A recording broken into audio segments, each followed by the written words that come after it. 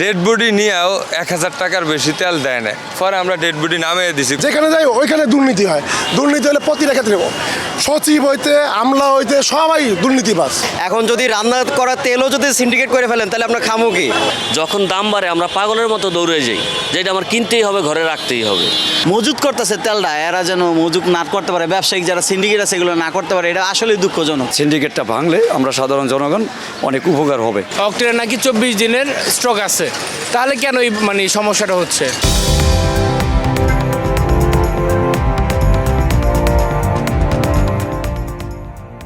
দর্শক, বাংলা এডিশনের নিয়মিত আয়োজন জনমত আপনাকে স্বাগত। আপনাদের সাথে আছি আমি ফয়সাল আহমেদ। জনমতের আজকের বিষয়ে বাংলাদেশে অকটেন ও পেট্রোলের সরবরাহ স্বাভাবিক আছে বলা হলেও সাধারণ জনগণ বলছে ভিন্ন কথা। কি বলছে তারা, চলুন জানা যাক। আসলে এটা বাংলাদেশ সরকারের এই পেট্রোলিয়াম কর্পোরেশন বিপিসি এরা অনেক আগের থেকে দুর্নীতিবাজ, এরা জালিয়াতি করে আসতেছে অনেক আগের থেকে। কিছু হইলেই তারা যখন পেট্রোলের দাম যখন 80 টাকা 90 টাকা থাকে তখন কিন্তু তারা 120 টাকা তারা কিন্তু ঠিকই লাভ করে নিতেছে। কিন্তু যখন তারা তেলের দাম কমে তখন কিন্তু তারা বলে না, তখন তারা কিছুই করে না। এবং কিছু স্বার্থমহল আছে এই পেট্রোল পাম্পওয়ালারা, এরা মিলেমিশে একত্র হয়ে এটা একটা কমিশন বাণিজ্য চলতেছে। এরা কমিশন দেয়, সেম কাহিনী গ্যাসের ক্ষেত্রে একই অবস্থা। সরকার চাইলে কি না করতে পারে। সেখানে দেখেন আপনার ইন্ডিয়াতে 7 রুপি বাড়ছে, 15 রুপি বাড়ছে, এর জন্য কত আন্দোলন। আর আমার দেশে 1 লাফে 1200 টাকার গ্যাস হয়ে যায় 2000, 2200, 2500 টাকা। হ্যাঁ, কোনো কেউ কথা বলে না। যেখানে যাই ওইখানেই পয়সা ডালে, যেখানে যাই ওইখানে দুর্নীতি হয়।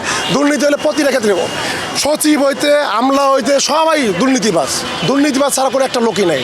আমি দেখলাম না যে একটা লোক দুর্নীতি ছাড়া আছে। আচ্ছা, এই 1 নম্বর। দ্বিতীয়ত কথা হলো, কেউ কিছু হইলেই বলে যে এই যে ডক্টর ইউনূস বিগত বছরে আপনি দেখেন যে 18 সালে হাসিনা তো অনেক কাজ করছে, আমরা তো তারা ফ্যাসিস্ট বলি, কিন্তু সে অনেক কাজ করছে। কাজ করার পরেও তার অবস্থাটা দেখেন, সে 2000 কোটি টাকা 2 লক্ষ কোটি টাকা আপনার ঋণ ছিল। সেখানে ডক্টর ইউনূস একটা বাথরুম না বানিয়েও সে 23 লক্ষ কোটি টাকা কীভাবে করলো।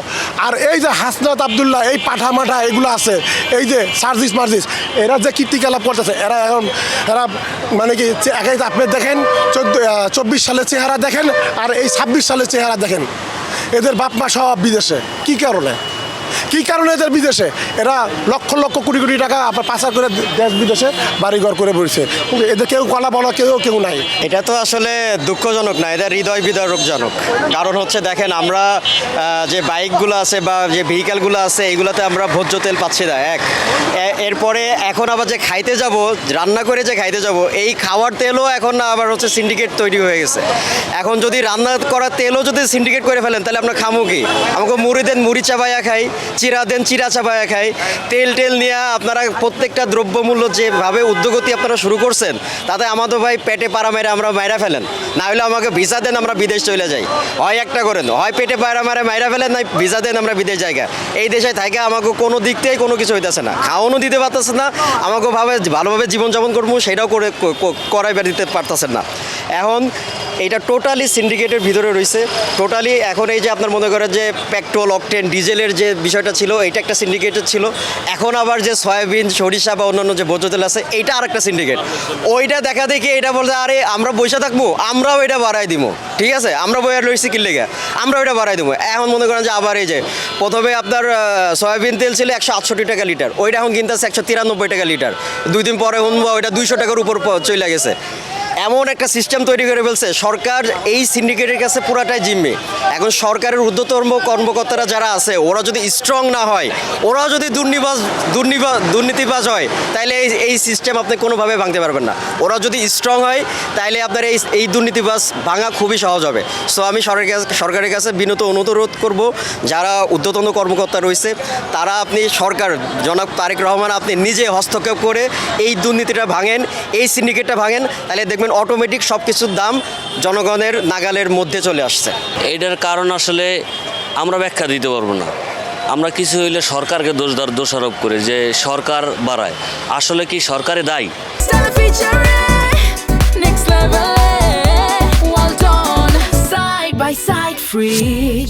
এটা হচ্ছে আমাদের মতো কিছু কিছু লোক দায়ী।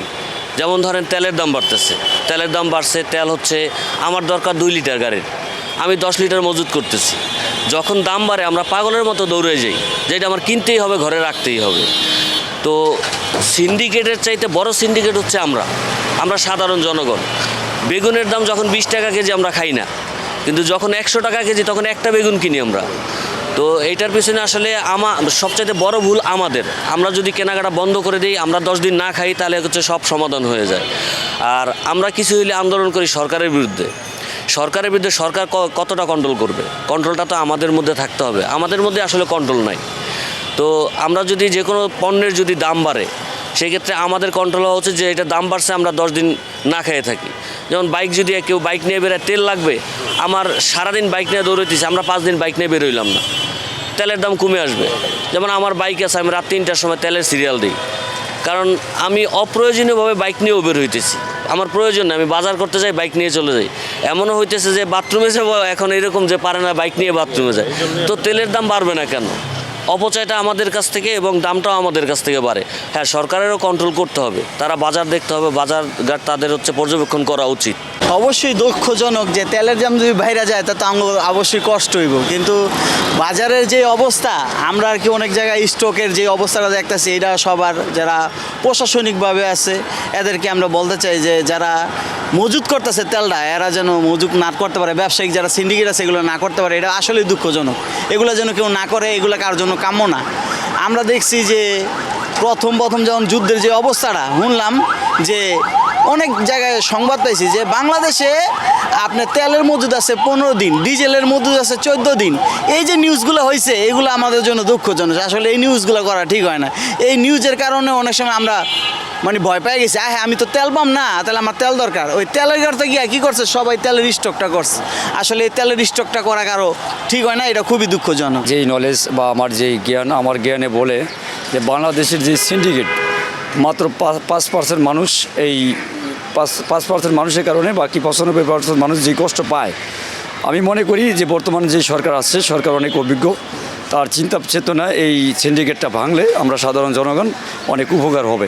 প্লাস আমি চাই এই 5% মানুষের কারণে বাকি 95% মানুষ যাতে কষ্ট না করে, এজন্য এই সরকারের প্রতি আমি দৃষ্টি আকর্ষণ করছি, যাতে ওই সিন্ডিকেটটা টোটাল ভেঙে দেয়। গভর্নমেন্ট প্রথমে স্টেটমেন্ট দিল আমাদের নাকি 14 দিন, তারপর হচ্ছে পেট্রোলের অক্টেনের নাকি 24 দিনের স্টক আছে। তাহলে কেন এই সমস্যাটা হচ্ছে? এটা তো আমার কোশ্চেন ভাই আপনাদের কাছে, এটা কেন? এর জন্য হেলমেট ছাড়া ঘুরতেছি, যাতে কেস দেয় তখন যেন বলতে পারি যে আপনাদের এটা আগে সংশোধন করেন, দেন হচ্ছে আমরা সংশোধন হব। এইটাই কথা, আর কথা নাই। অ্যাম্বুলেন্স তো সার্ভিসের গাড়ি, মানুষের মনুষ্য রোগী। যেমন কালকে আমি ডেড বডি নিয়েও 1000 টাকার বেশি তেল দেয় না, পরে আমরা ডেড বডি নামিয়ে দিছি, কবরস্থানে রাখতে চাইছে, সারা রাত্র পরে রাখে নাই, তারা অনেক কবরস্থানে রিকোয়েস্ট করিয়া আপনার পরে লাশ নামে জোর করিয়া মারি দিয়ে দিছে। একটা 1000 টাকার তেল লইলে গাড়ি সর্বোচ্চ আপনার 20 কিলো চলে, এরপর আর চলা যায় না। আর গ্যাসের তো সমস্যা আগের তো নেই। এই এলো আমাকে সার্ভিসের গাড়ি। সরকারের কাছে অবশ্যই আবেদন যে তেলের যে আমাদের যেই যানবাহনগুলো, অন্তত অ্যাম্বুলেন্সের জন্য এগুলা ক্লিয়ার করা আমি মনে করি দরকার বাংলাদেশের মানুষের জন্য। যে আর দাম শুনছি নাকি ফার্মওয়ালারা বলতেছে দাম বাড়ানোর কথা, যদি বাড়ায়ও তারপরেও আমাদের বিষয়টা দেখানোর জন্য দ্রুত, যাতে রোগীর কোনো কষ্ট না হয় এবং লাশের যে কোনো কষ্ট না হয়, এটা সরকারের কাছে আবেদন, আবেদন যাতে আমাদের অ্যাম্বুলেন্সের জন্য এই ব্যবস্থাটা করে দেওয়া হয়। দর্শক, আজ এ পর্যন্তই। কাল কথা হবে নতুন কোনো বিষয় নিয়ে। সে পর্যন্ত সুস্থ থাকুন, ভালো থাকুন, বাংলা এডিশনের সাথে থাকুন।